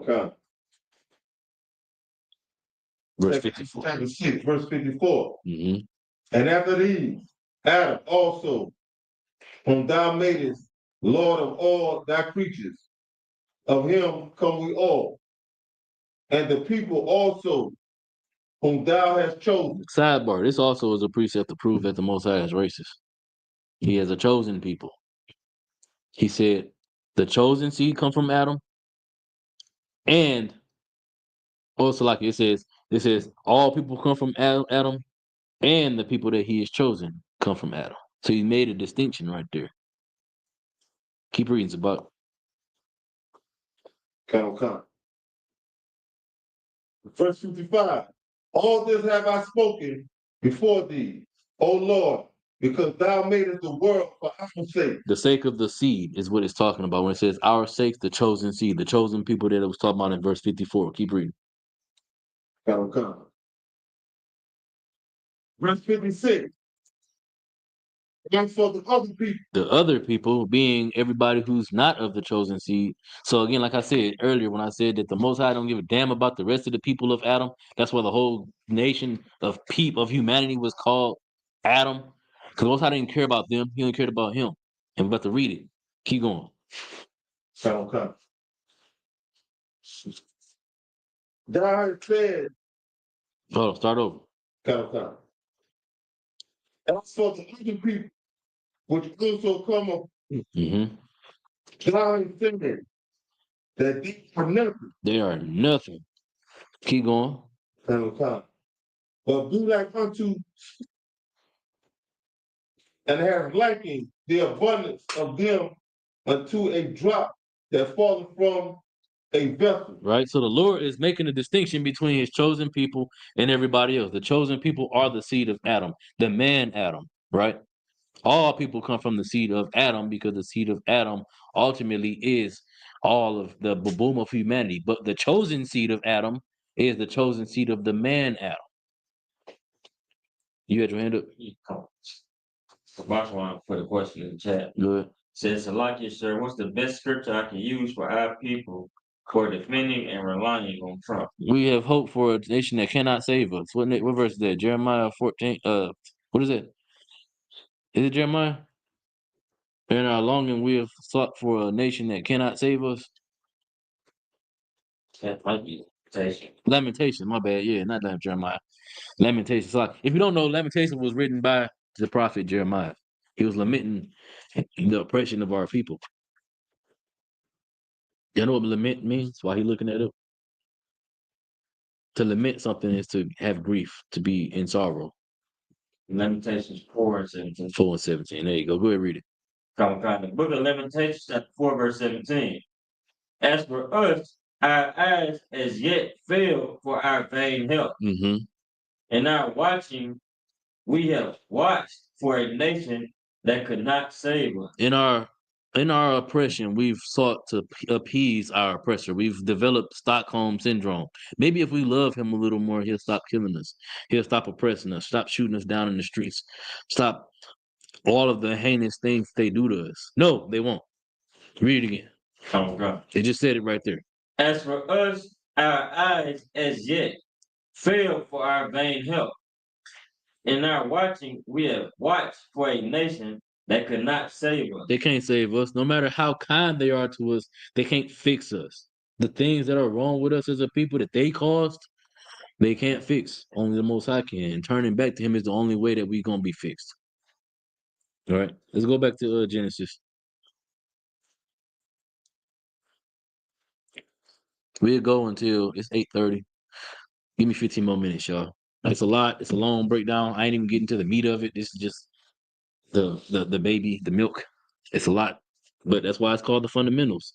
Because you have to understand these things because Christianity will put a veil over your eyes and tell you all these things and they'll build this magic image in your head of a scenario that ain't true. I don't want to imagine naked white people, and I don't want y'all to imagine naked white people in the woods. You know what I'm saying? They got a damn leaf covering their genitals. I don't want y'all to imagine that. The truth ain't that. Good. That's another question. Said, could I be able to also tie that in with breaking down World War III, considering our people are counting on America to come out on top? Yes, you can. Because it doesn't matter if America comes out on top. You still a nigga. You still a spick. You still a wetback. You still a savage. You still gonna be on the barrio, in the barrio, or on the reserve, drinking yourself to death and getting abused by your oppressor, regardless of whether America come out on top or not. So yeah, you definitely can use that precept for that. Go ahead, keep reading.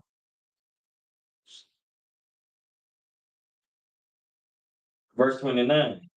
And God said, behold, I have given you every herb bearing seed, Mhm. which is upon the face of all the earth. So that means that the Most High gave us every herb bearing seed. Weed is an herb that bears seed. It's a tea leaf that bears seed.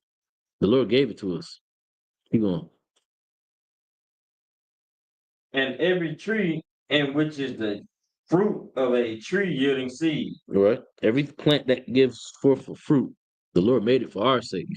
Keep going. To you it shall be for meat, It shall be for you to get high, for meat, for you to abuse, for meat, for you to self-diagnose. for meat. It's supposed to be for me. What do you do with me? Young brothers. One of y'all young men, I want to answer. What do you do with meat? Yeah, with meat. What do you do with it? Say I go kill a cow right now and I give you a slab of meat off that cow. What you gonna do with it? Eat. Yeah, meat. Oh, like cook it. You gonna do what with it? You gonna cook it, right? That mean that you gonna light it on fire and inhale the smoke that come up off of it? No, I mean you literally gonna eat it, right? You gonna cook it and eat it. It's gonna be for meat. What are you supposed to do with those plants? See, Use them as seasoned food, yes. But literally verbatim what it's saying when it says it shall be for you for meat, it's talking about eating it. It's supposed to be used for medicinal purposes. You can eat the weed and get the medicinal purpose, the medicinal properties of it without smoking it. That's why when you go to the doctor, hold what you got. Give me Ecclesiasticus 38:1. So when you go to the doctor, they'll if you got like a life-threatening disease and you ain't got no appetite, they'll prescribe you edibles. You can get a medicinal marijuana card to smoke the weed. They'll give it to you because we in Babylon and they with that. But the reality, they're prescribing the THC to you for you to ingest it and boost your appetite without you being high. The goal for you to get high is for you to boost your appetite so that you can eat. It has a purpose, right? Go ahead, read it. Count. Ecclesiastes, chapter 38, and verse 1. Honor a physician with the honor. Do unto him Mhm.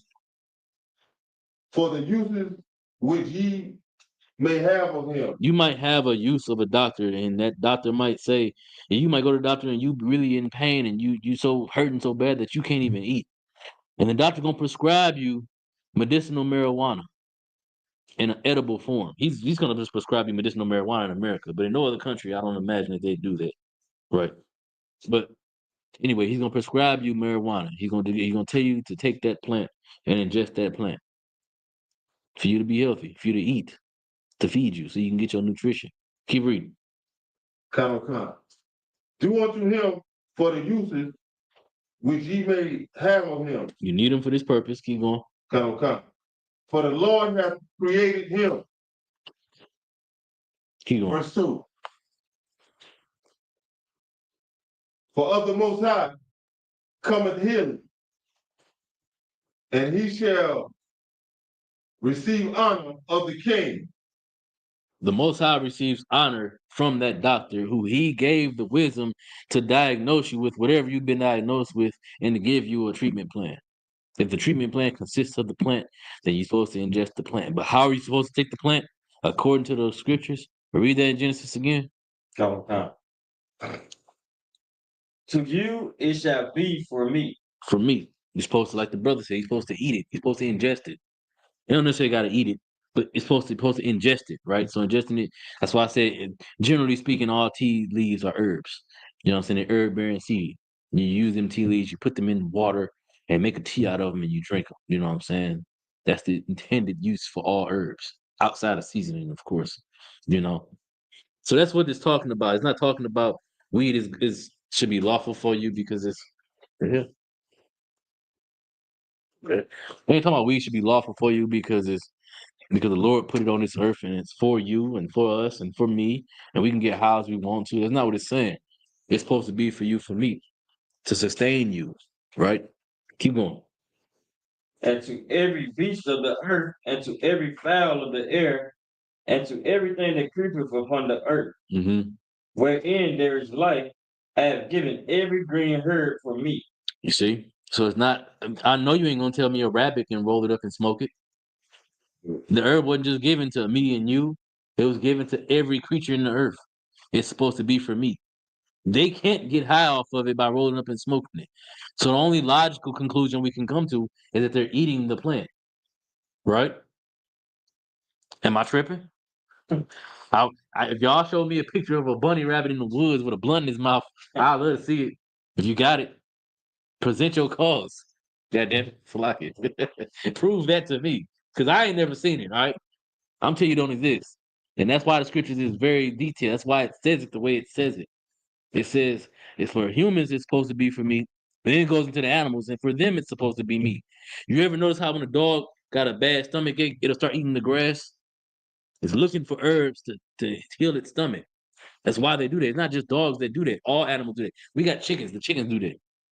That's why they do it, though. They're looking for the herb to heal their stomach. Right? Good. Good. I gonna say it's good for their digestive system. Exactly. Keep going. Verse 30. Oh, slack it. Verse 31. And God saw everything that he had made, and behold, it was very good. Right. And the evening and the morning were the sixth day. Right. So just like in the book of Esdras, we're on the sixth day. You still holding Esdras? Okay. All right. Keep going. Kanakyat. Genesis chapter 2, verse 1. Thus the heavens and the earth were finished, Mm-hmm. and all the host of them.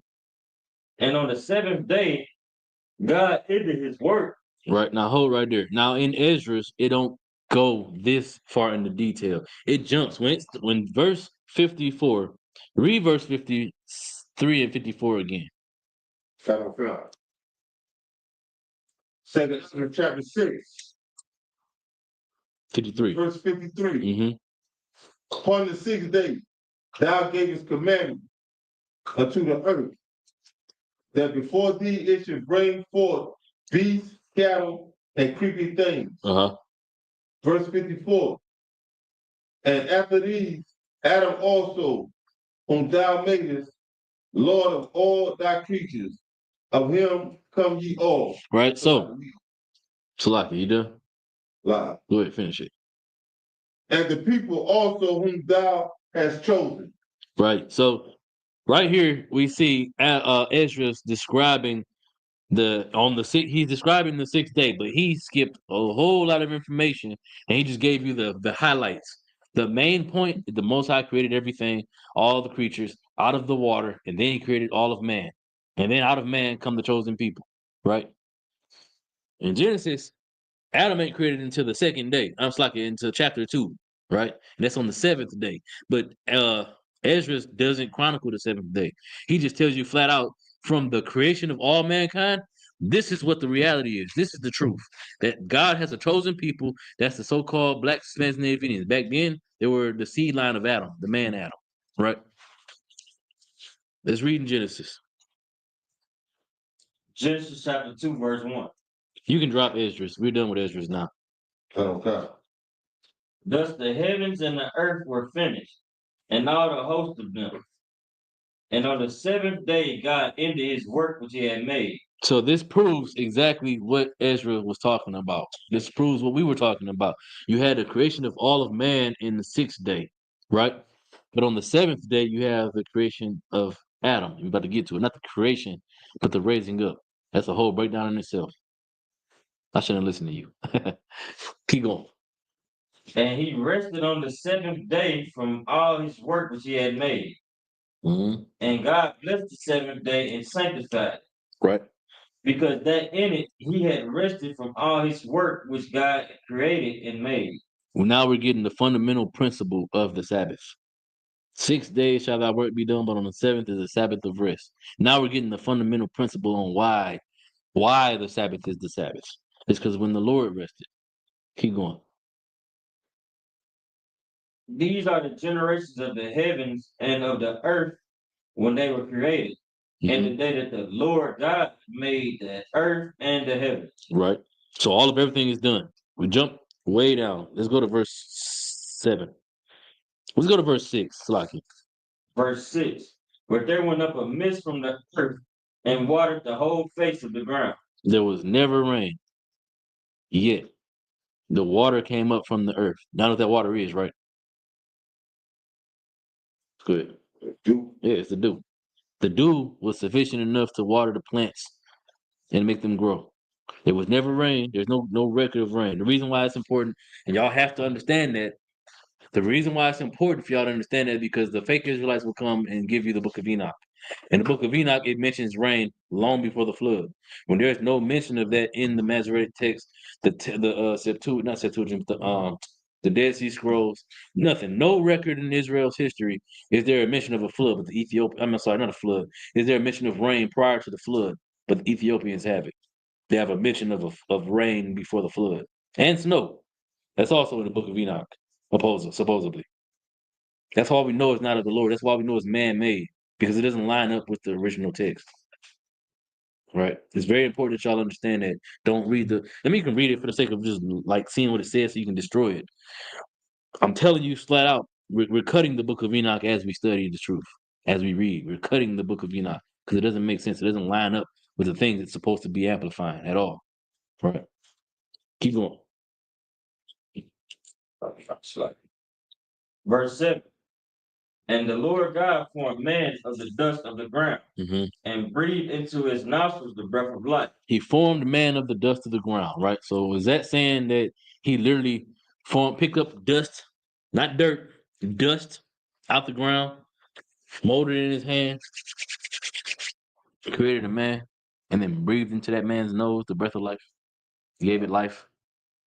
What is it saying? You got your hand up? Go ahead. Well, I think like he gave him like the truth. He did. But what? You're right. Now prove it. Uh, To make plain what he's saying that Adam already existed as a person, right? And then he gave Adam the truth. Now prove it.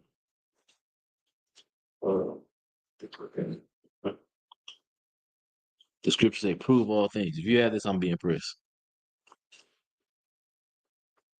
If you don't, it's not a big deal. That's why we have class, so you can learn.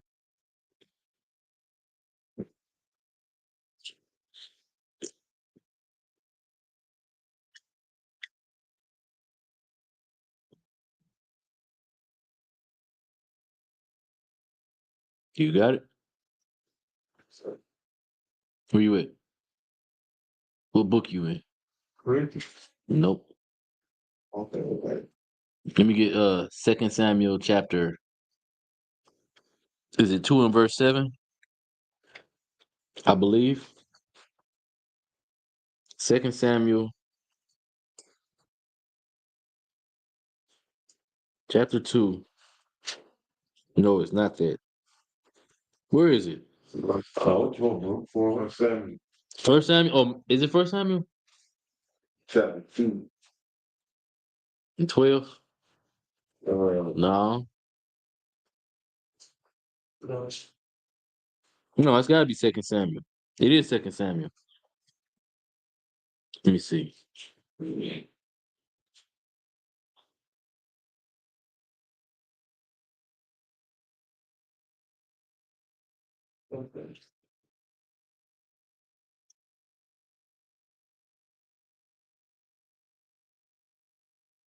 Oh, is it First Samuel 2:8?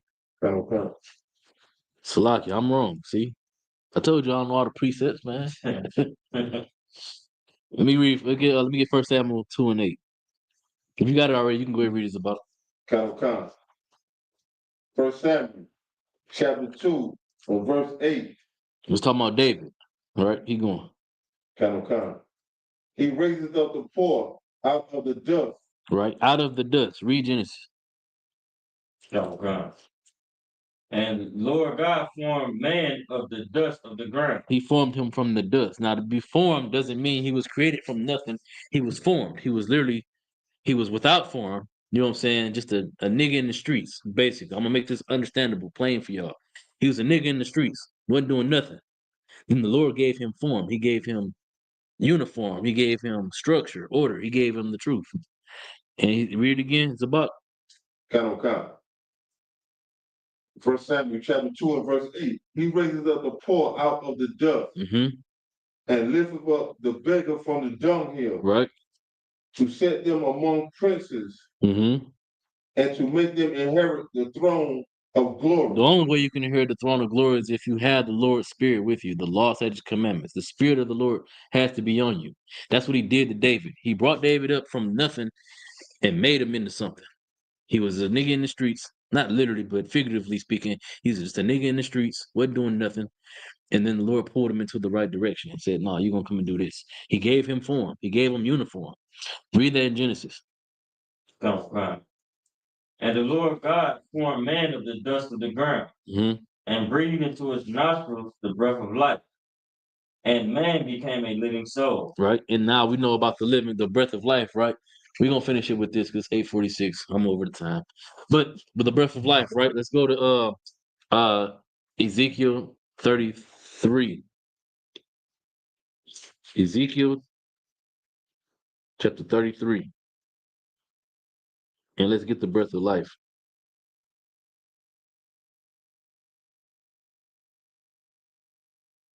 Do we know what verse that is? My fellow drive home. Mm-hmm. That's Or is it verse 37? 37. Yeah, chapter verse 1. chapter. Yeah, let me get that. What's 33? Am I tripping? Ezekiel 37 and 1 to 6. Good. The book of Ezekiel, chapter 37, verse 1 to verse 1. The hand of the Lord was upon me and carried me out in the spirit of the Lord Mm-hmm. and set me down in the midst of the valley, which was full of bones. Now imagine a valley full of bones, right? That's what they'll have you believe in the Christian church. In reality, we know that this is a city full of people who just spiritually they was dead, right? That's how you gonna know that that's true. Keep reading. And caused me to pass by them round about. Mm-hmm. And behold, there were very many in the open valley, and lo, they were very dry. It was dry bones, right? Keep going. And he said unto me, Son of man, can these bones live? Mm-hmm. And I answered, O Lord God, thou knowest. Keep going. Again he said unto me, Prophesy upon these bones, and say unto them, O ye dry bones, hear the word of the Lord. Now Ezekiel, is he actually like talking to a valley just full of dead bones, corpses, cadavers? No. He's the Lord and him having a conversation. Can these people really be brought back to serving you? Or Salakia, the Lord asked Ezekiel, can they be brought back to serving me? You think they can? And Ezekiel said, you know they can. So the Lord told him to prophesy unto them. Keep going. Come. Thus saith the Lord God unto these bones, Behold, I will cause breath to enter into So you. what to enter into you? Breath to enter into you. He gave them the breath of life when he said, I will cause breath to enter into you, and ye shall what? And ye shall live. And ye shall live. Now go back to the dust. We're talking about the formation of Adam. When Adam was given the breath of life, he was given the exact same thing that these people in the valley of dry bones was given. There's a group of people that's alive. And all he did was prophesy to them. He gave them the truth. And they came to life. That's all of us out here in the truth, in the school. We come into the truth by hearing the truth, right? We're gonna stop there. We'll pick up next week. What Kabash want to say? So like, yeah. So I can use the precept you just pulled out to break down being reborn into the truth. You gotta be more specific. Like, what precept are you talking about? Covered a lot. Even in that, there's a breakdown in here where it says "Son of Man." Why is Ezekiel being called the Son of Man? Do y'all know?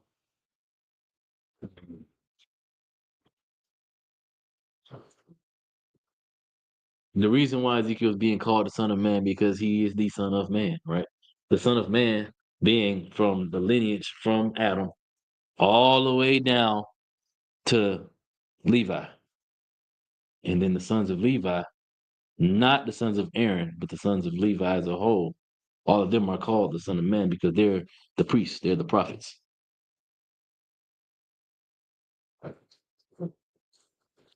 He ain't put his question. He ain't put the scripture. Kabash, you gotta let me know what verse you're talking about. But if anybody else ain't got no questions, I'll give you a couple seconds out. You gotta let me know. Anybody in the room got any questions? It's like I did have one. I just gotta find it. Go ahead. You had your hand up, Spot. Like I just want to get that while everybody trying to gather their question. Good. I'm talking about this breath of life. Mm-hmm. It's in Job chapter 27 and verse 3. It said, all the while my breath is in me, and the spirit of God is in my nostrils. Keep reading. You going? Keep verse going. 4? Come. Come. It said, my lips shall not speak wickedness, nor my tongue utter deceit. Right? So the reason why his lips won't speak wickedness or his tongue won't utter deceit are why? Good. Because he was given the law, statutes, and commandments. Exactly. Which is the breath that's in him. He Okay. said, the breath is in me, and the spirit of God is in my nostrils. The same breath that was blown into Adam's nostrils. The same breath that was blown into the nostrils of the valley of dry bones. It's that same spirit. The breath is literally the truth. You eat, breathe, and poop the truth. Straight up.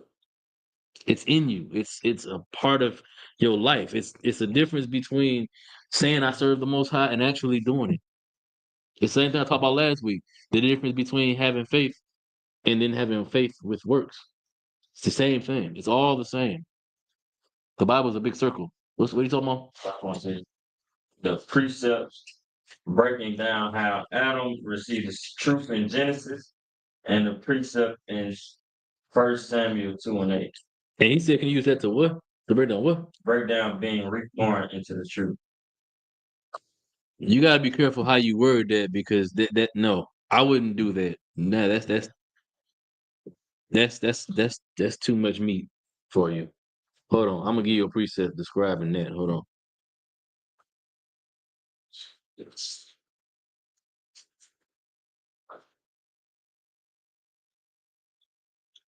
Let me get Ecclesiasticus chapter 3 and verse 21. Somebody. Because what you're describing, you're trying to you'll be trying to prove something you shouldn't try to prove. That's not the right way to prove what you're trying to prove. That's not the verse to be using. And I'm gonna show you why.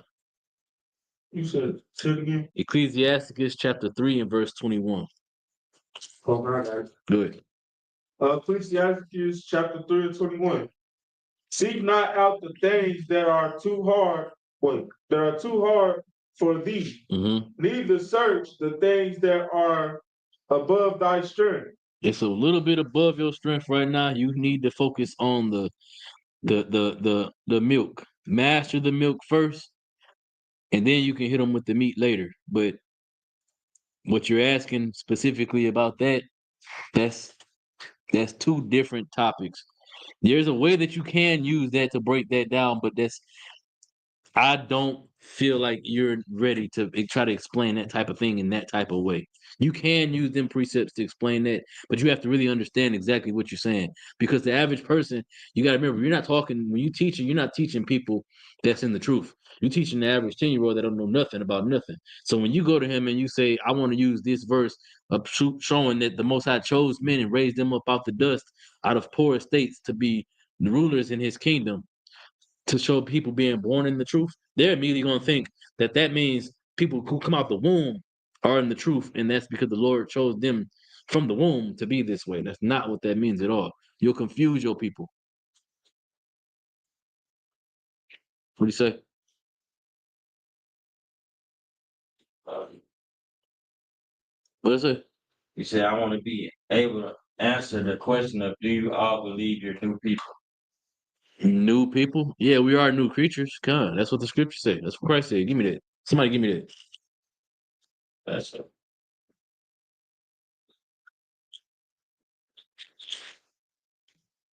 Except he be born again and be made new. Corinthians. 17. Yeah, come. Go ahead.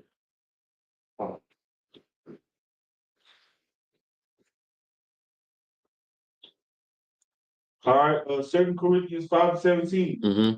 Therefore, if any man be in Christ, he is a new creature.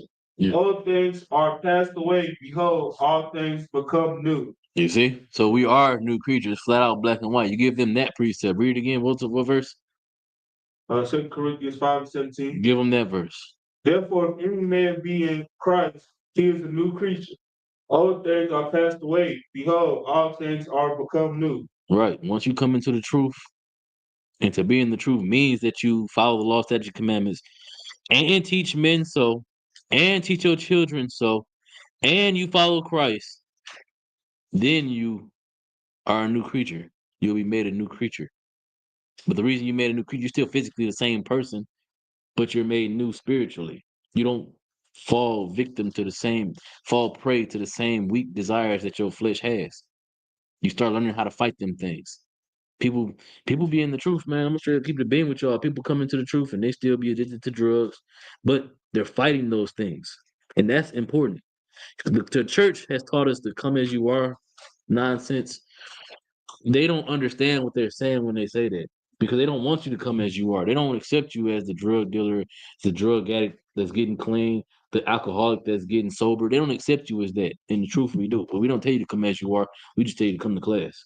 We'll fix you when you get here. We just need you to come here. The same thing is true. You can't be made new until after you've accepted all of those things. Once you're at that point where you're ready to become new, then you'll be made new. But you got to get to that point. Being new don't mean that you just black and white, magically, mystically, just boom, all of it's just gone. They don't work that way. It's a process. You have to be cleaned. That's why when women come into the school, brothers come into the school, they're off limits for 90 days. They cleansing themselves of the world. That cleansing is you being made new. Right? You had a question? Okay. I need a breakdown of First Peter verse 4:16. Let's read it. Yet if any man suffer as a Christian, let him not be ashamed, but let him glorify God on this behalf. Okay, so what is your question about it? People trying to use that as like a follower, being a follower of Christ, like being a Christian. Mhm. I was trying to see like a breakdown. What do you think it's saying? I'll read it for you. It says, yet, if any man suffer as a Christian, let him not be ashamed. Why is it talking about shame? Read 2 verses before it. All right. 1 Peter 4:14. If ye be reapproached for the name of Christ, happy are ye. What does it mean to be reproached? Like, come up to, well, that's approach. Approach. To be reproached is I'm gonna just give it to you for the sake of time. To be reproached means to be facing hardship, to be facing travail. So it's saying if you're facing hardship and travail for the name of Christ, happy are you. Keep reading. For the spirit of the glory and of God death Rest, upon you. it rests upon you. The Lord is well pleased with you because you're willing to suffer for Christ. Keep going. On their part, he is evil spoken of. On their part, Christ is evil spoken of. But keep reading. But on your part, he is But glorified. on your part, he is glorified. There's glory in you suffering for Christ. Keep going. But let none of you suffer as a murderer, or as a thief, or as an evildoer, or as a busybody in other men's matters. Right? Don't suffer for sin. Don't suffer committing sin. Don't suffer for foolish reasons. Right? Keep reading. Yet, if any man suffer as a Christian, But if you suffer as a servant of Christ, a real servant of Christ, here Christian is a slur. So that's what they would call people who serve Christ. It's a slur. It's a derogatory term. It wasn't a good thing to be called a Christian in that society. But it is a good thing. It was a good thing to be a Christian, to be a follower of the man Christ. In the modern day Christianity ain't the same thing as Christianity in the Bible right here. that's all I was trying to. It's not the same. Because they did what? Read verse 4 again. Verse 14, I'm sorry. Verse 14. Read verse 14 again. This is what they did, the Christians of the old day did. If we be reproached for the name of Christ, happy are you. They was happy to be persecuted for Christ's name. Christians out here, they'll hide the fact that they quote unquote serve Christ. Or they won't do it the right way. If they find out what it really means to serve Christ, they won't do it. They'll make excuse. Go ahead. And to piggyback on what you saying, out of one, it's gonna come a day where they gonna denounce that they are Christians. Exactly. That day is coming. It's gonna come a day that they gonna be like, yo, they gonna put up the little crosses that they wear on their neck. God. They're not even gonna dress the part. They're not even gonna speak like that. Because they'll be ashamed. Come. Because they'll be ashamed. That's a good point. Keep going. Well, will I stop with that? Mm-hmm. Happy are you? Okay, cool. For the spirit of the glory of God resteth upon you. On their part, he is evil spoken of. On the modern Christian's part, Christ is evil spoken of. He's evil spoken, and everybody else in the world. He's evil spoken of because they don't do the thing that Christ said. They reference Christ, they talk about Christ, but they don't follow Christ, right? That's the difference between modern Christians and those Christians, those of the day, of the old time. Those old time Christians, they brought glory to Christ's name. But these modern Christians, it says on their part, he is evil spoken of.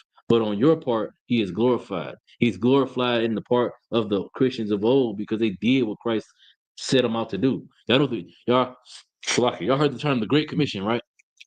Where he told the disciples to go out and teach the people, teach the brothers and sisters. They did the thing that Christ told them to do. But the Christians of today don't do that. That's why there's a difference between this where it says in verse 16, if any man suffer as a Christian, let him not be ashamed. They should be ashamed to be a Christian because their Christianity is not Christ. They don't follow Christ. They follow Christianity. You know what I'm saying? Yeah. Does that answer your question though? Yeah, that's What's on Christ? Go ahead. It's like you might get a quick precept. Go ahead. 1 Corinthians chapter 11 and verse 1. Go ahead.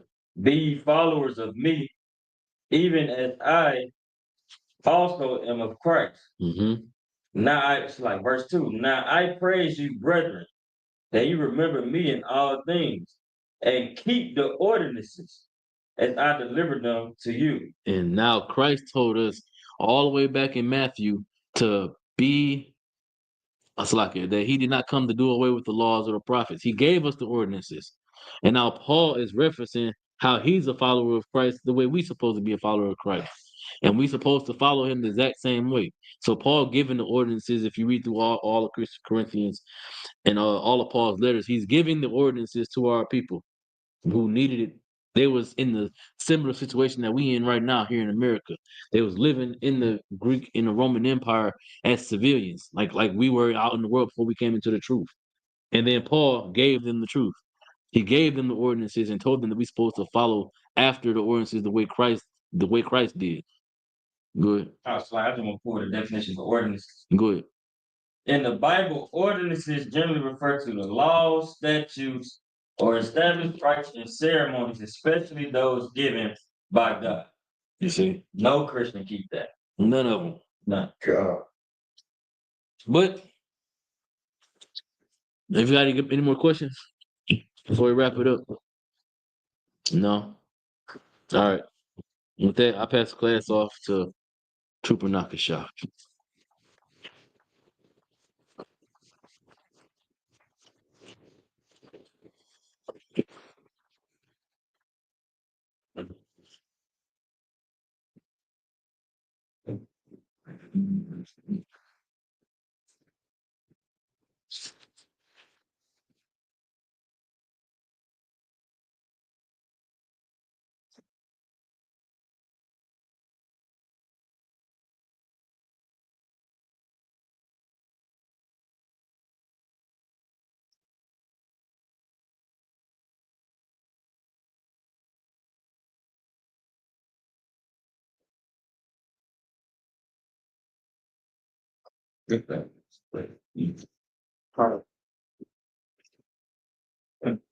He's on our ISGP security announcement.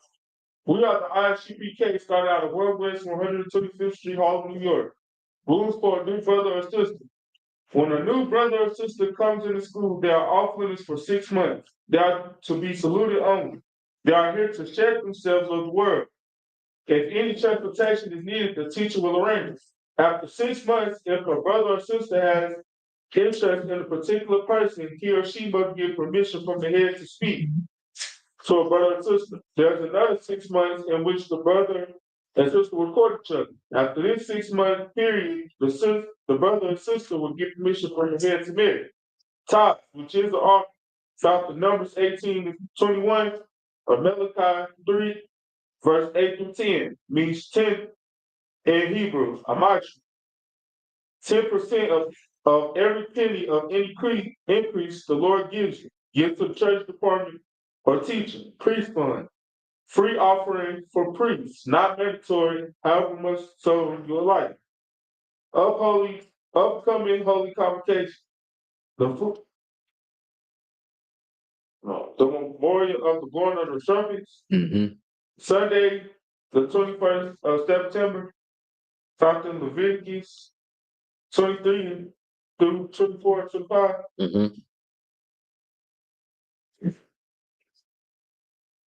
Reminder for all Akim and Aquatians to check the bulletin board. If anyone wants to be a trooper in the school, start wearing all black, blue shirt, pants, headband, and headscarf. And with that, I'm out. So give one courtesy salute to the brothers. I'm out Shabbat. Right. Right. Yahweh Hashem Yahshua. Y'all even talk. Sorry, turn face distance. We'll get a one sir salute. Mike. Mike Shabbat. Mike. Rock. Yahweh Shemar Hashem Yahshua. Y'all even talk. Sorry. Class is peace.